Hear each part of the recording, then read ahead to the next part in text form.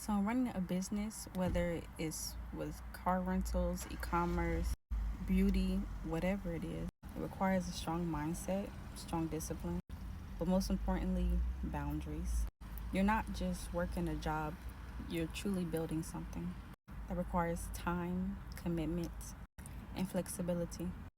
So, obviously, the major difference between running a business and working a regular job, nothing wrong with regular jobs. I worked regular job majority of my life.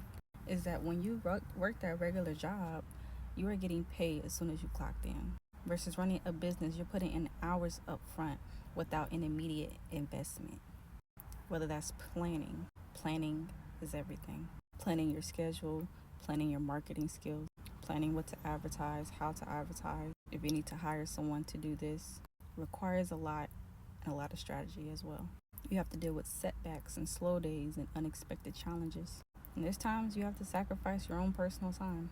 You might not be able to hang out with your friends and family as much as you used to, but there is a vision that you're sticking to, and you know that every time you commit to it, you're getting closer and closer to that. And to keep you encouraged, here's Galatians 6:9. Let us not grow weary of doing good, for in due season we will reap if we do not give up.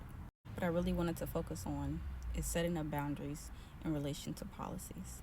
Your time is valued, especially when you are stewarding God's business or any business. Just as the customer's time is valuable, your time is valuable, especially since you typically aren't getting paid on the clock.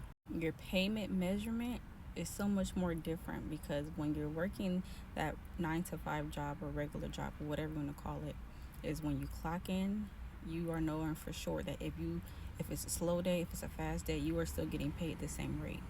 In business, not so much. So when someone is late and they don't communicate, or whatever the case is, yes, you should always have a grace period. Always show grace to people because you never know. Stuff happens.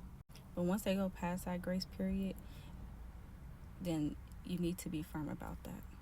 And don't be scared to stand on business about that either. Because, for instance, for me, the Lord was telling me that there's nothing wrong with showing grace, but I was showing too much grace to where it was negatively affecting me.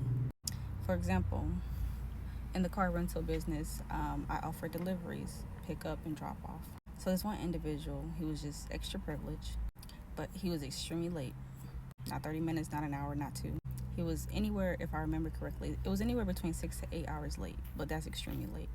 I could have charged him an extreme late fee and charged him hourly for every hour he was late. He did communicate eventually after I looked up his location that he was late because he's in a different country.